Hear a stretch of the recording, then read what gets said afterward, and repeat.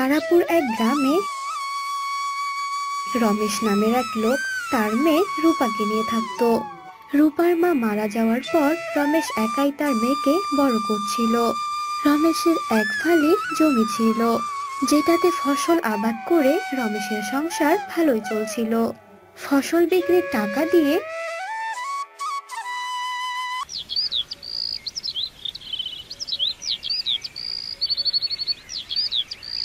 তাদের বাবা মেয়ের দিন কোনোভাবে কেটে যেত। রূপা, মা রূপা, কোথায় গেলি রে? হ্যাঁ বাবা, এই তো আমি। কোথাও কি যাচ্ছ বাবা? হ্যাঁ মা, জমিতে ফসল বোনার সময় এসে গেল। আমার একটা ব্যাগ এনে দে তো মা, বাজারে গিয়ে মরিচের চারা আনতে হবে। হ্যাঁ বাবা, দাঁড়াও তুমি, আমি এক্ষুনি ব্যাগ নিয়ে আসছি। এই বলে রূপা ঘরে চলে যায়। আর কিছুক্ষণ পর একটা ব্যাগ নিয়ে তার বাবার কাছে আসে। বাবা, এই নাও ব্যাগ। বাবা শোনো না, তুমি তো বাজারে বীজ কিনতে যাচ্ছ, আমার জন্য কাচের চুড়ি নিয়ে আসবে, ঠিক আছে? ও মা, কাচের চুড়ি করবি বুঝি? আচ্ছা মা, ঠিক আছে, তুই যখন বলেছিস আমি নিশ্চয়ই নিয়ে আসব। শোন মা, ঘরে তোর জন্য খাবার রাখা আছে, সময় মতো খেয়ে নিস। আমার আসতে একটু দেরি হতে পারে, আমি তবে এবার আসি মা। আচ্ছা ঠিক আছে বাবা, তুমি আমায় নিয়ে অত চিন্তা করো না তো, সাবধানে যাও তুমি। এরপর রমেশ বাজারে চলে যায়। আর এভাবেই তাদের বাবা মেয়ের দিন ভালোভাবেই কাটছিল।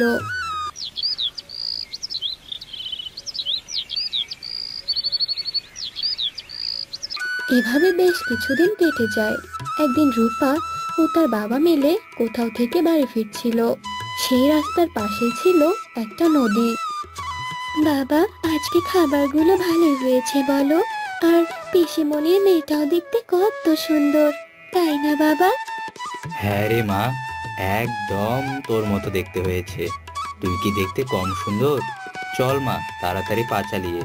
সন্ধ্যা যে হয়ে এলো, রাত হয়ে গেলে রাতে আবার রাত্রে কিছু দেখতে পারবো না, তখন বাড়ি যাব কিভাবে? চল চল। হ্যাঁ বাবা, চলো চলো। এই বলে তারা জোরে জোরে হাঁটতে থাকে। আর হঠাৎ করে রূপা নদীর ধারে হোঁচট খায়।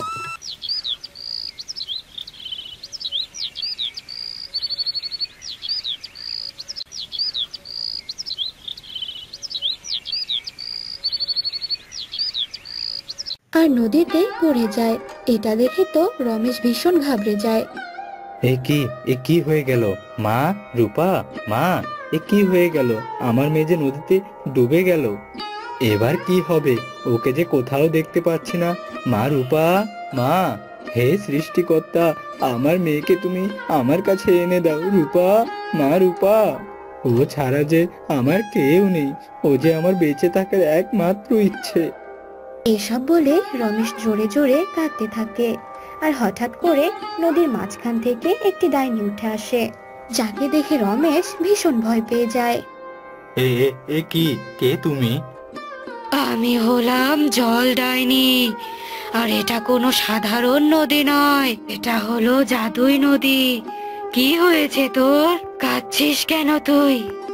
জল ডাইনি, তুমি আমার মেয়েকে বাঁচিয়ে দাও।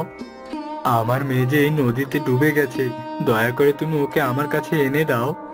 ও, এই কথা। তবে এখান থেকে যে কেউ এমনি এমনি কিছু ফেরত পায় না।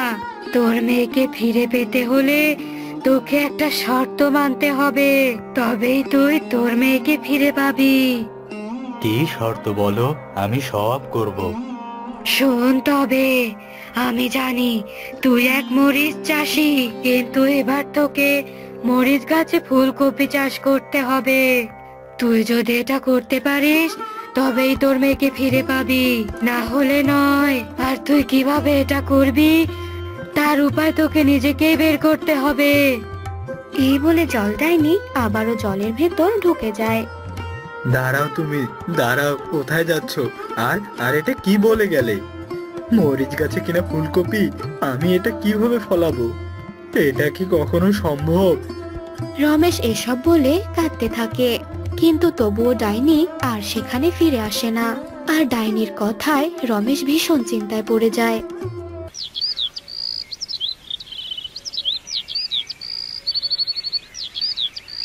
কি করব আমি? মরিচ গাছে কি করে ফুলকপি ফলাবো আমি? কিন্তু তা করতে না পারলে যে আমি আমার মেয়েকেও ফেরত পাবো না। এরপর রমেশ মরিচ গাছে ফুলকপি ধরার উপায় খুঁজতে থাকে। অনেককেই জিজ্ঞাসা করে, কিন্তু কিছুতেই তার উপায় পায় না। একদিন রমেশ মন খারাপ করে একটি গাছের নিচে বসেছিল। তখনই সেখানে এক পরী আসে। কি হয়েছে তোমার? তুমি এখানে মন খারাপ করে কেন বসে আছো? এরপর রমেশ তাকে সব কথা খুলে বলে। সব শুনে পরী বলে, ও এই কথা, শোনো তবে আমি তোমাকে একটা মরিচ আর একটা ফুলকপি দিচ্ছি। তুমি সেগুলো নিয়ে একই সাথে জমিতে একই জায়গায় রোপণ করবে, তবেই মরিচ গাছে ফুলকপি ধরবে। তোমাকে অনেক ধন্যবাদ পরি। এরপর পরী জাদু দিয়ে রমেশকে একটা মরিচ আর একটি ফুলকপি দেয়।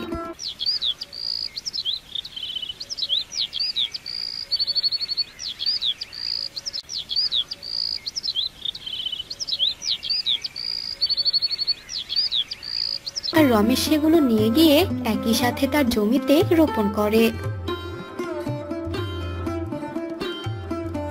আর পরের দিন সেখান থেকে মরিচ গাছ বের হয় আর পুরো গাছে ফুলকপি ধরেছিল। এটা দেখে তো রমেশ ভীষণ অবাক হয়ে যায়। এ কি দেখছি আমি? মরিচ গাছে ফুলকপি ধরেছে। এবার আমি আমার মেয়েকে ফেরত পাবো।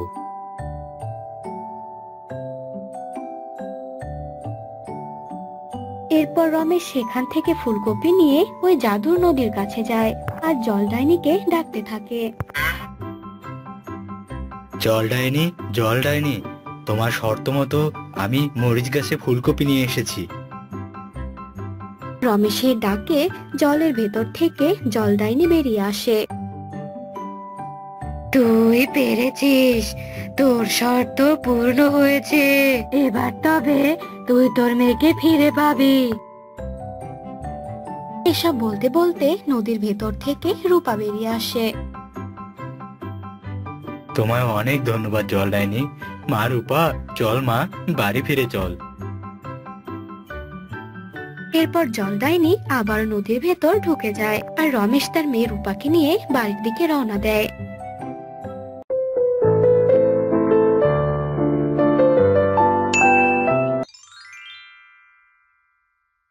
সকাল তো হয়ে গেল, যাই মুরগির খামার থেকে ডিম নিয়ে আসি আর গরুর খামার থেকে দুধ নিয়ে আসি। ওই তো আমাদের মালিক এসেছে আমাদের কাছ থেকে ডিমগুলো নিয়ে যাওয়ার জন্য। আমাদের ডিমগুলো নিয়ে যে ওরা কি করে কে জানে, মনে হয় ভাজি করে বা তরকারি করে খেয়ে ফেলে। আরে না না, সব ডিম ওরা অমন করে না, কিছু ডিম মেশিনেও ফোটায়। আমাদের ডিম থেকে বাচ্চা হওয়ার পর ওরাও একদিন আমাদের মতো ডিম দেয়। এটা কোনো জীবন হলো? ডিমগুলো যখন ফুটাবে তখন আমাদের কাছে দিলে কি হয়? না হয় বাচ্চাগুলো তো একটু মুখ দেখতে পেতাম। মেশিনে ডিম ফোটালে নষ্ট হওয়ার সম্ভাবনা কম থাকে, আর একসাথে ডিম ফোটাবে বলে আমাদের কাছে ডিমগুলো নিয়ে নেয়। আরে তুই মুরগি হয়ে এত কিছু জানিস কি করে? আমি তো জন্মের পর খামারে বন্দি হইনি। আমি আমার মালিকের অনেক প্রিয় মুরগি ছিলাম, আর তার সাথে খামারে কি করা হয় সবটাই দেখেছি। সবগুলো মুরগির ডিম নেওয়া তো প্রায় শেষ, এখন শুধু এই 3টে মুরগির ডিম নেওয়াই বাকি আছে। খামারে তো আমাদের ডিম নিয়ে চলে গেল। ভালো থাকিস বাচ্চারা। ওই তো খামারি চলে এসেছে আমাদের দুধ নেওয়ার জন্য। মনে হয় আমাকে খাবার দেওয়ার জন্য এসেছে। তোর তো শুধু খাই খাই অভ্যাস, এত বড় গরু হয়েছিস, এখনো বাচ্চা দেওয়ার কোনো নামগন্ধ নেই। আর কি না, সারাদিন শুধু খাই খাই।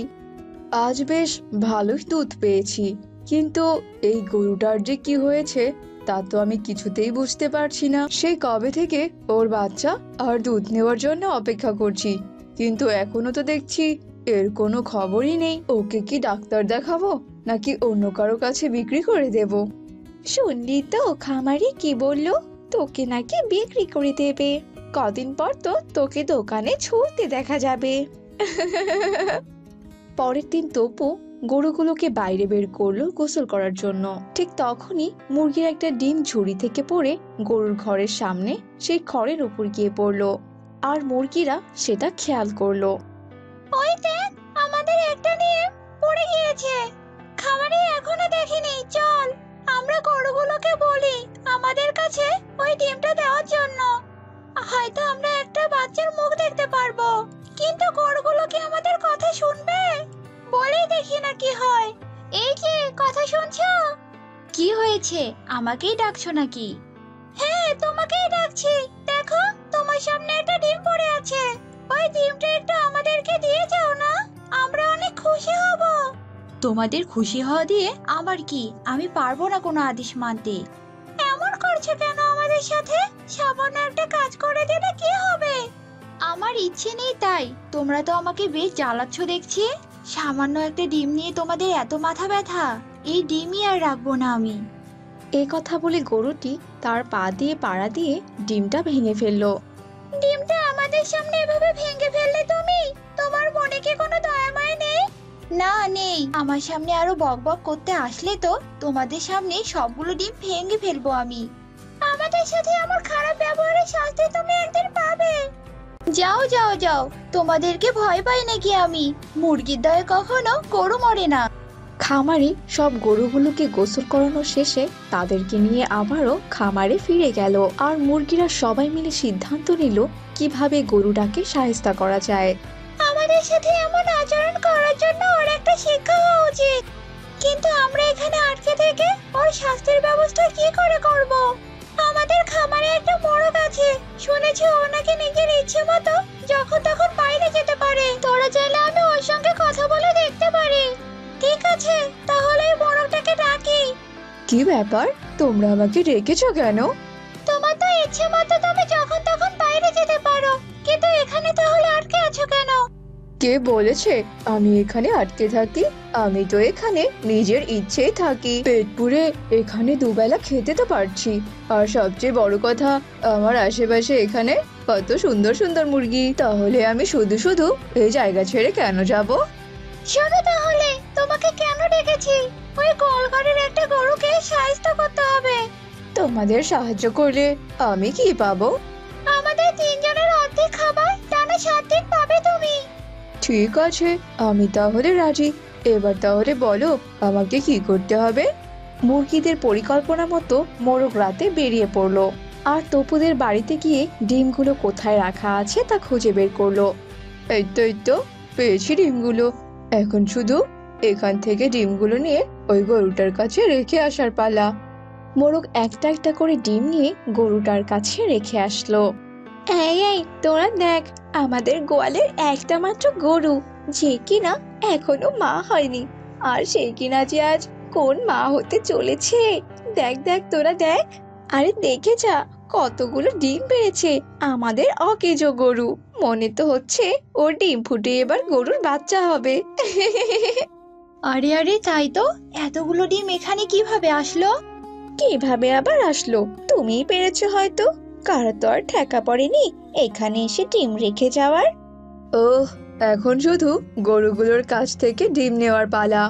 আরে আরে, আমি আবার চোখে ভুল দেখছি না তো?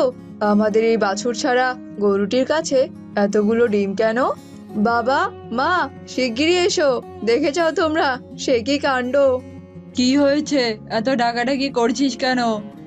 দেখো দেখো বাবা, আমাদের গরুটা বাছুর দেওয়ার পরিবর্তে কতগুলো ডিম দিয়েছে।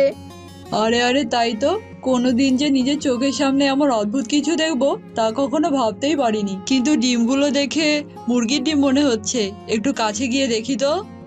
ডিমগুলো যদি সত্যি সত্যি আমার হয়, তাহলে আমি এই ডিমগুলো কাউকে নিতে দেব না, যতই কথা বলুক না কেন। দিন শেষে তো ওরা আমারই। গরুটাকে দেখে মনে হচ্ছে আমি ডিমগুলো নিতে যাওয়ার জন্য রেগে আছে। আমাকে মনে হয় এবার গুঁতো দেবে। ডিমগুলো আপাতত ওর কাছেই থাক, পরে দেখি কি করা যায়। আচ্ছা বাবা, ওই মুরগির ডিমগুলো কি আমি বিক্রি করে দেব? দেখে তো মনে হচ্ছে কয়েকটা ডিম পচেই গেছে। এরপর তপু আর তার বাবা গোয়ালঘর থেকে বেরিয়ে এলো আর ডিম পাড়া গরুর কথা পুরো এলাকায় ছড়িয়ে পড়লো আর সবাই আসলো সেই গরুটিকে দেখতে। ও মা, সত্যি সত্যি তো গরুটা ডিম দিয়েছে। আচ্ছা, এই ডিম থেকে গরুর যে ছানা বের হবে সেটা কি দেখতে গরুর মতোই হবে নাকি আবার হাঁস মুরগির মতো হবে? আমি ডিমগুলো পাড়ার পর কত মানুষই না আমাকে দেখতে আসছে, আর আমাকে কত মজার খাবারই না দিচ্ছে ওরা। আর মালিক মনে হয় আমাকে আর বিক্রি করে দেবে না। আচ্ছা, আমি কিভাবে ডিমে তা দিলে ডিম ফুটে বাচ্চা বের হবে? ডিমগুলোকে জিজ্ঞাসা করলে ওরা কি আমাকে সাহায্য করবে? এরপর সব লোকজন সেখান থেকে চলে গেল, আর গরুটিও মুরগিদের খামারে গেল আর গিয়ে জিজ্ঞেস করতে থাকে, কেমন আছো তোমরা? ভালো আছো তো? তুমি না সেদিন আমাদেরকে অপমান করলে, আর এখন আমাদের কাছে এসেছো কেন? আসলে আমার সেদিন ভুল ছিল। আমারও ইচ্ছে ছিল আমি একদিন মা হব, আর কোনোভাবে সেটা সম্ভব হচ্ছিল না। আর আমিও কোনোভাবে মা হচ্ছিলাম না, তাই আমি হিংসে করে তোমাদের সামনে তোমাদের ডিমটা ফাটিয়েছিলাম। তো এখন তুমি আমাদের কাছে কি চাইতে এসেছো? ক্ষমা চাইতে এসেছি। আর তোমরা হয়তো জেনেছো যে আমি ডিম দিয়েছি, আর এই ডিম থেকে কিভাবে বাচ্চা হবে তা আমি জানি না, তাই তোমাদের কাছে সাহায্য চাইতে এসেছিলাম। যতই যাই হোক না কেন, ডিমগুলো তো আমাদেরই, না মানে আমাদের খামারেরই। শোনো, তুমি সকালে ডিমগুলোতে তা দিবে, আর ডিমগুলো রেখে বাইরে যাবে না, আর তাহলেই দেখবে ডিমগুলো ফুটেছে। তোমাদেরকে অনেক ধন্যবাদ, আর আমি এখনই যাচ্ছি ডিমগুলোতে তা দিতে। বেচারি, আমাদের ডিমগুলোকে ওই সত্যি নিজে ডিম ভেবেছে। ডিমগুলো তা থেকে সত্যিটা জানতে পারলে যে ওর কি হবে কে জানে। এরপর গরুটি ডিমের তা দিতে থাকলো, আর পরের দিন সকাল হতে সবাই দেখতে পেল যে ডিমগুলোর আকার কিছুটা বড় হয়েছে। মুরগিগুলোর কথা ঠিক হয়েছে। আমি ডিমে তা দেওয়াতেই একদিনে ডিমগুলো কত বড় হয়ে গেছে। কদিন পরেই আমার বাচ্চাগুলোর মুখ দেখতে পারবো আমি। আরে আরে, গরুটার ডিম তো একদিনে কত বড় হয়ে গেছে। তার মানে বুঝি সত্যি সত্যি এই ডিমে গরুর বাছুরই আছে। তপু যখন এসব কথা বলছিল তখন সেখানে মোরগটি চলে আসে, আর তপুকে সব সত্যিটা বলে দেয় যে কি করে মুরগিগুলো তাদের প্রতিশোধ নিয়েছে।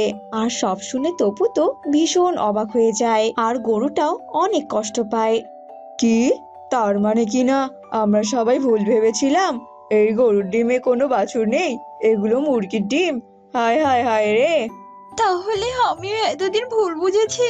এই মুরগিগুলো আমার সাথে এমনটা খারাপ করতে পারলো। আমি আর কখনো মা হতে চাই না। আমি যেমনটা আছি তেমনটাই ভালো। ঈশ্বর আমাকে এভাবেই অনেক ভালো রেখেছেন। তবে মুরগিগুলো আমার সাথে এমনটা করে ঠিক করেনি। আসলে ভুলটা আমারই। আমি যে কেন এই গরুটাকে বিক্রি করতে চেয়েছিলাম কে জানে। আমার জন্যই ওর মনে অনেক কষ্ট জমেছে। না না, আমিও আর এই গরুটাকে বিক্রি করব না। ও বাছুর দেখ কিংবা না দেখ, ও আজ থেকে আমার খামারেই থাকবে। কত দিনের সম্পর্ক আমাদের, সেই ছোট্টবেলা থেকে আমি এই গরুটার কত যত্ন করছি।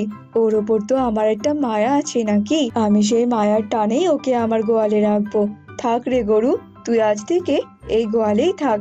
আমি আর তোকে কখনোই বিক্রি করব না। তপুর মুখে এসব কথা শুনে গরুটি অনেক খুশি হয়ে যায়, আর তারপর থেকে গরুটি তপুর গোয়ালেই থাকতে শুরু করে। আর এইদিকে মুরগিরা তাদের এমন কাজের জন্য ভীষণ অনুতপ্ত ছিল।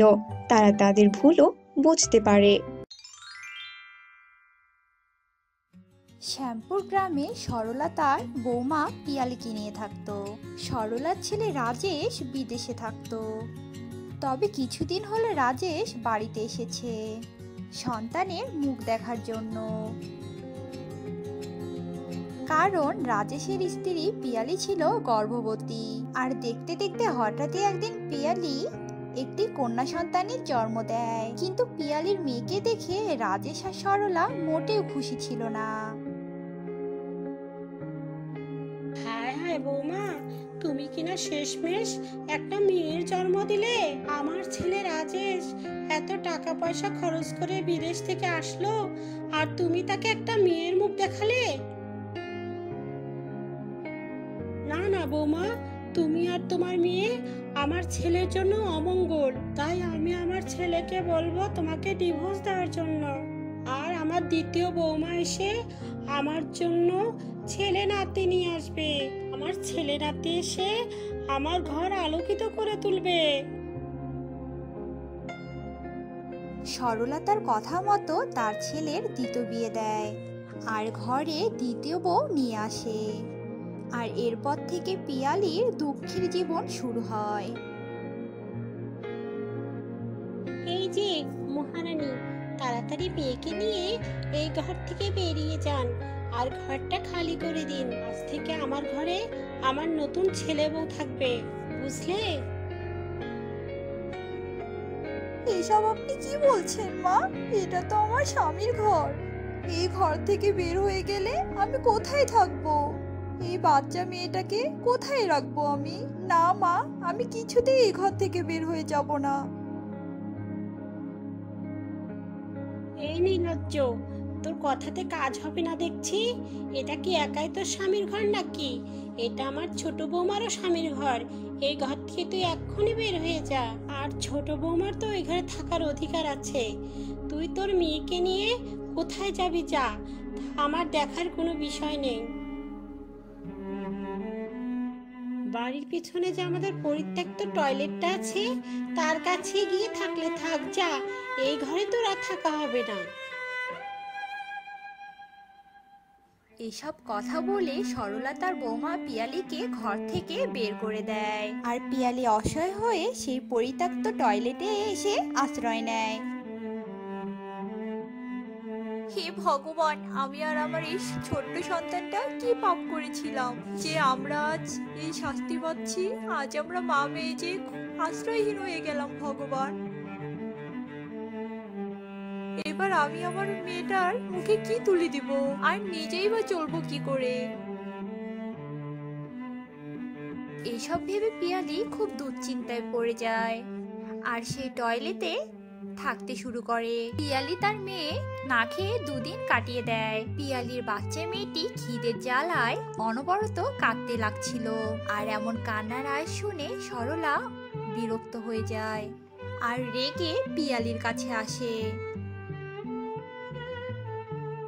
এই, তোদের জ্বালায় কি আমরা শান্তিতেও থাকতে পারবো না নাকি? সেই কখন থেকে তোর মেয়ে প্যান প্যান করে কাঁদছে, আর এই কান্নার শব্দে তো শান্তিতে বাড়িতেও থাকতে পারছি না।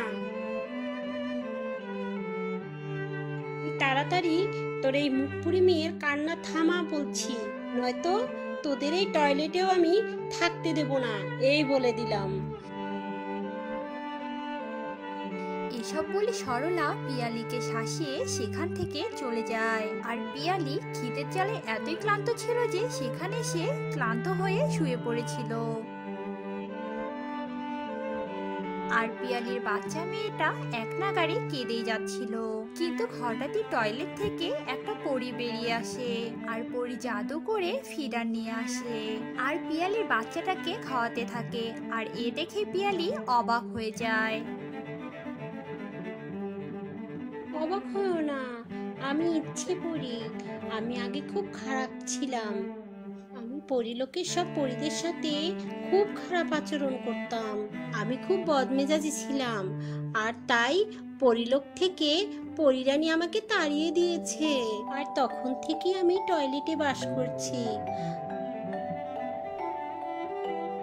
আর এখানে বসবাস করার পর থেকে আমি আমার ভুলগুলো বুঝতে পেরেছি। নিজের ভুলগুলো বোঝার পর আমি আমার ভুলগুলো শুধরেও নিয়েছি। আমি আর পরিলোকে ফিরে যাইনি। আর এখানে থাকার সময় আমি ভেবেছিলাম আমি এই পৃথিবীতেই থাকবো আর অসহায়দের সাহায্য করব। আর অবশেষে আজকে আমি এই সুযোগটা পেলাম, তাই তোমাদেরকে সাহায্য করার জন্য এগিয়ে এলাম। এসব বলে ইচ্ছে পরি পিয়ালির জন্য খাবার এনে দেয় আর পিয়ালি সেসব খাবার খায়। আর পরীর সাহায্যে পিয়ালি সেখানে পরীর সঙ্গে থেকে সুখে শান্তিতে বসবাস করতে থাকে। কিন্তু সরলা এই ব্যাপারে কিছুই জানতে পারে না।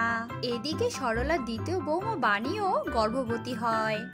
আর বাণী গর্ভবতী হওয়ার পর সরলা তো ভীষণ খুশি হয়। এই যে হতভাগী, শোন, আমার দ্বিতীয় বৌমা এখন গর্ভবতী হয়েছে। আর খুব শীঘ্রই আমার বৌমা আমাদের ঘরে ফুটফুটে ছেলে সন্তান নিয়ে আসবে। আর সেই ছেলে সন্তানই আমাদের বংশ আলোকিত করবে। এসব বলে সরলা পিয়ালিকে খোঁটা দিয়ে সেখান থেকে চলে যায়। আর শাশুড়ির এসব খোঁটা শুনে পিয়ালি অনেক কষ্ট পায় আর কাঁদতে থাকে। আর পিয়ালির কান্নার শব্দে পরী সেখানে আবারও প্রকট হয়। কি হয়েছে বোন, তুমি এমন কাঁদছো কেন? তোমার কি কোনো সাহায্যের দরকার, নাকি কেউ তোমাকে কিছু বলেছে? বলো আমাকে। এরপর পিয়ালি তার শাশুড়ির ব্যাপারে পরীকে সবকিছু খুলে বলে। আর এসব শুনে ইচ্ছে পরী ভীষণ ক্ষেপে যায়। কি, তোমার শাশুড়ি এখনো ভালো হয়নি? তোমার সঙ্গে এখনো অত্যাচার করে? এত নোংরা জায়গায় রেখে তার এখনো শান্তি হয়নি? লজ্জাল শাশুড়িকে একটা উচিত শিক্ষা দিতেই হয় দেখছি। তোমার শাশুড়ির অতিরিক্ত আশার মাথায় এবার আমি জল ঢালবো। তুমি শুধু দেখতে থাকো। তোমার শাশুড়ি এমন অবস্থা করব যে তোমার শাশুড়ি তোমাকে ঘরে তুলে নেবে। এসব বলে ইচ্ছে পরী সেখান থেকে অদৃশ্য হয়ে যায়। আর ইচ্ছে পরীর কথা মতো পিয়ালি অপেক্ষা করতে থাকে। এভাবে দেখতে দেখতে বেশ কয়েক মাস কেটে যায়। আর হঠাৎই সরলার বউ বাণী একটি কুকুর সন্তানের জন্ম দেয়। ছোট বৌমা, এ তুমি কি সর্বনাশ করলে? কোথায় তুমি আমার বংশের প্রদীপের জন্ম দিবে, না দিয়ে তুমি এটা কিসের বাচ্চা জন্ম দিলে? হায় ভগবান, এ তো আমার স্বপ্নে পুরো জল ঢেলে দিল। সরলা চিৎকার করে কাঁদতে শুরু করে। আর সরলার এমন কান্নার আওয়াজ শুনে পিয়ালি তার বাচ্চাকে সেখানে নিয়ে যায়। আর পিয়ালি বাণীর কোলে কুকুরের বাচ্চা দেখে সবটা বুঝতে পারে। আর পিয়ালি ভালো করে বোঝে এটা ইচ্ছে পরীর কেরামতি। তুমি আমায় ক্ষমা করো বৌমা। মেয়ে সন্তান জন্ম দেওয়ায় আমি তোমার সাথে কত খারাপ ব্যবহার করেছি, তোমার প্রতি কত অন্যায় অত্যাচার করেছি, কত কথা শুনিয়েছি। কিন্তু আজ আমি আমার নিজের ভুলটা বুঝতে পেরেছি বৌমা। আমি আজ বুঝতে পেরেছি, ছেলে হোক আর মেয়ে হোক, সন্তান তো সন্তানই। অসন্তান মেয়ে হলেও এই কুকুরের বাচ্চার থেকে অনেক উত্তম। আর তাই আজ থেকে আমি তোমার এই মেয়েকে মেনে নিলাম। আর আজ থেকে তোমাকে আর টয়লেটে থাকতে হবে না বৌমা। আজকে থেকে তুমি এই বাড়িতেই থাকবে ছোট বৌমার মতো। আর এই যে ছোট বৌমা, তুমি তোমার কুকুরের ছানাকে নিয়ে এখান থেকে বেরিয়ে যাও বলছি। না মা, আপনি ছোটকে এই বাড়ি থেকে তাড়িয়ে দিবেন না। ও আমার মতো ও সন্তানকে নিয়ে এই বাড়িতেই থাকবে। বড় বউয়ের কথায় তখন তার শাশুড়ি রাজি হয়।